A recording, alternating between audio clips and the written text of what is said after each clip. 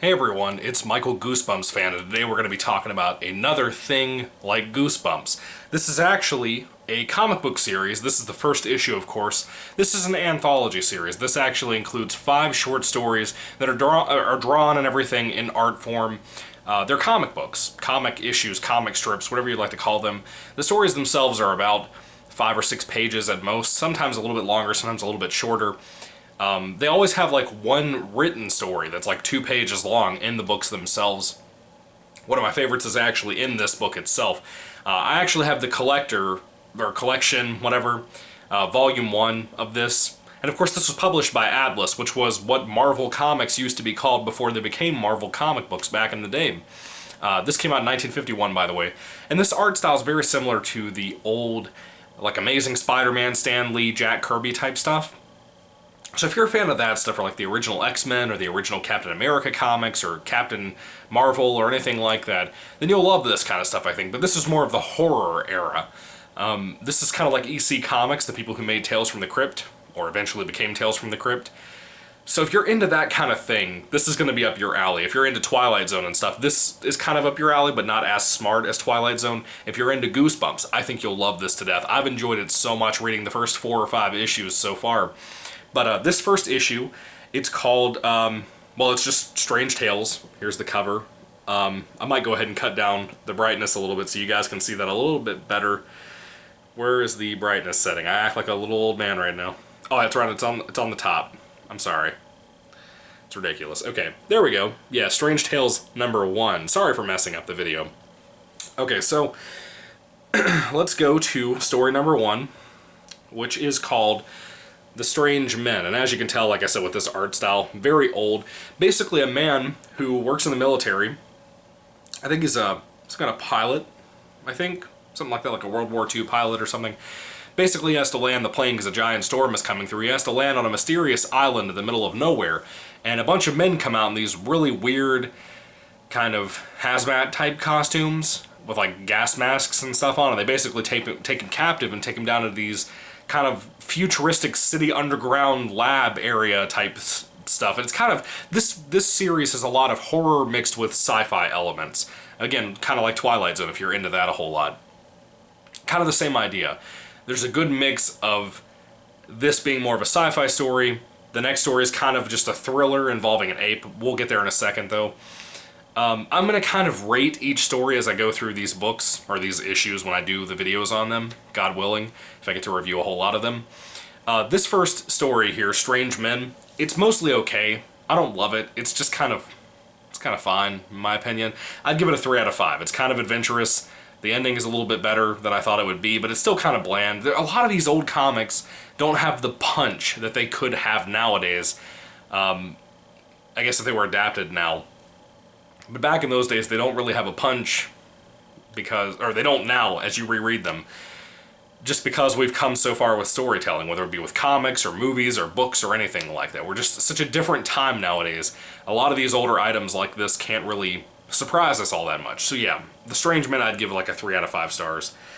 The next story is The Beast. It's the one I talked about with the ape. And this is actually a kind of fun story, kind of a thrilling ride, if you will. 2 men who are not necessarily friends. They, at least the main character is an anthropologist, and he goes to spend some time at the local zoo. And while he's there, he and another guy kind of get locked in. But there's another guy in the building too who tries to give like this weird shot to an ape, a gorilla. And the gorilla gets loose because the cage's door is open, and he gets out, and there's like this big, insane throwdown. It kind of becomes a sci-fi story. Gets really weird. The other guy that's kind of trapped in the zoo with the main character is very odd, very rude and mean, but also obsessed with gorillas. That's one of the reasons kind of why he was stuck around in there. By the way, I won't spoil these stories for you guys. I just kind of want to give you the general gist of what these stories start up as and what they kind of become as they go along. I personally think, with each issue that I've read, I think the stories and the writers for the many stories, because each story has either an unknown artist that they don't name in the beginning of the book, in this collection set, or volume, whatever you'd like to call it. They either don't list it at all, or they'll have somebody like, I know that, what is his name? He was very famous in Marvel. John Romita. John Romita was very involved with this as well, with the whole series in general. But the Beast story is okay. I enjoyed it. I think I like it a little bit more than the first story, The Strange Men, but not a whole lot. I'd give this story a 3 out of 5s too. It's a really weird, kind of becomes a sci-fi type story, but not too much, but kind of at the same time. I don't love it, but it's fine. It has a really cool finale in my opinion. Let's see. The third thing in here is the written story I told you about. It's literally 2 pages of just writing in that one drawing of the man screaming in the middle of the page. It's called Death. And this story is fantastic. Again, to be so short, it might be like a maybe a 10-page long story if you wrote it out the way a Goosebumps book is formatted with the same font and everything. It might be like 5 or 8, 6 pages, somewhere in there. But this story basically is about a man that's just kind of hanging out on the beach, and he sees a seashell, and he picks the seashell up, and when he takes it back to his apartment, something horrifying happens to him in the middle of the night, and it is just utterly unforgettable, in my opinion. It's one of my favorite stories I've ever read in my life.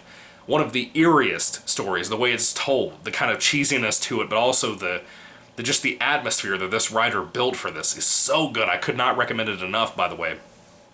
What I was going to say, too, the art for these stories I enjoy because I'm a fan of older comics more so than newer comics. Even though I prefer newer art for comics, I hate modern comics because of all the politics and whatnot. But I love older comics for kind of a blend of the art, but more of how the stories are entertaining. A lot of the time I don't like the execution of how stories are told.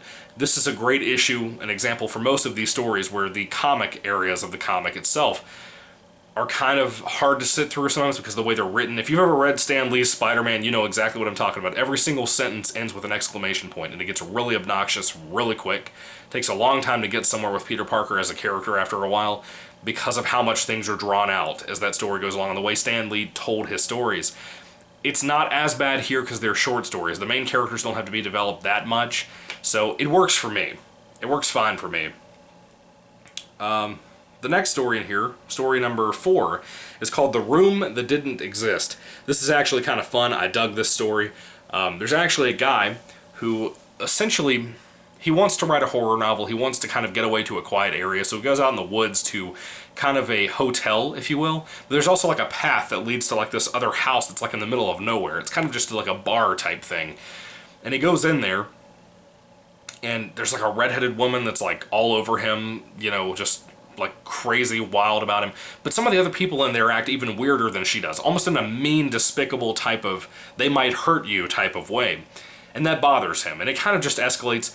I personally don't like the story all that much. I would give it like a 2 out of 5 if I had to rate it. Oh, by the way, with the story Death I was just talking about, if I had to rate that on a 5-star basis, I'd give it a 5 out of 5. I love that story. It's so good. But this story, The Room That Didn't Exist, I'd give it like a 2 out of 5. It's probably my least favorite in the entire issue, personally. Oh, I hit the wrong button. No, I don't want to access my notebook. Who takes notes while they read a comic? This one is another one of my favorites, too. It's kind of tied with Death as my favorite story in the book. It's called A Call in the Night. Some of the best art is actually in this story, in my opinion. A Call in the Night's very cool. There's actually a man who is a TV repairman, or just a repairman in general, something like that. And he gets a call in the middle of the night, even though he and his wife have a lot of struggles, but his wife is very good to him. And I love the way the story's told. The more I talk about it, the more I want to reread it. Even if it's like 5 or 6 pages, it'd take no time to reread it. It would be awesome to reread this right now. But the man goes to this call that he gets in the middle of the night, and he kind of goes back out to work, and he decides to repair this really creepy man's house. The guy has like all these statues in the house, all over the place, all over the hallways and everything. It's kind of a big house, too. And he finally finds himself into the room with the TV, and he goes to start fixing it, and the man that was hiring him on to come do the work, like, slams the door of the room behind him and locks it. He doesn't really understand what happens there, but the stuff that he sees on the TV, and the kind of things that unfold, again, we're talking about a kind of a goofier, sillier type comic era back in those days, in 1951. And yet, this story was so effective. I love it. I genuinely could not recommend the issue enough just so you could read that story and the Death story I talked about. If I had to rate A Call in the Night, I'd give it a 5 out of 5 as well. It's a really good story, really fun stuff. I love when I can find anthology series like this and get something special, kind of like with like Tales from the Crypt, Twilight Zone, Tales from the Dark Side type stuff. I love experiencing new anthology films like VHS when they come out, or Trick or Treat, or anything like that, just because it's so different and it's so much fun. And again, a lot of people probably disagree with me talking about things like It or Stephen King stuff or anything here on the channel. I personally think it's justified because if it has to do with kids or it has to do with just anthology horror type stuff, I think it works. I think it's justified for a Goosebumps channel type thing. But, you know, everybody has their complaints. But, yeah, Call of the Night's really, really good. And that's pretty much the end of those 5 stories. Yeah, Strange Tales #1. I recommend it easily. I recommend this whole volume 1 or whatever of Atlas Strange Tales. Again, this is what Marvel used to be. It used to be it used to be called Atlas. There was another name too, I think, before that, like the Inquirer or something. And then it became Atlas and then Marvel or whatever, some order like that. But it's never recovered. You know, I wish we had Atlas comics like this again. I know they did one like called Modern Love or something. It was like romance stories in a bundle, kind of like these. I think is what it was. I don't know. I haven't read those before. But I'm enjoying this a lot. I recommend it. I recommend the issues that I've read so far. I think I've read 1 through 5, so about half the book, maybe a little over half. But it's been good so far. And like I said, each issue has progressively, in my opinion, gotten better and better. From what I've seen, at least, and from what I remember off the top of my head. But I recommend it. The authors have done pretty well. Again, it's kind of a cheesier way of telling stories, but this is what comics were at the time, so I can appreciate it. I can mostly get around that and understand what it was and be fine with it, because it's a part of horror history, and comic history for that matter. So anyway, if I had to rate this first issue on a 5-star basis in total, I'd give it about a 4 out of 5. You know, probably a low 4 out of 5, just because there's only like really 2 stories that I love in this book.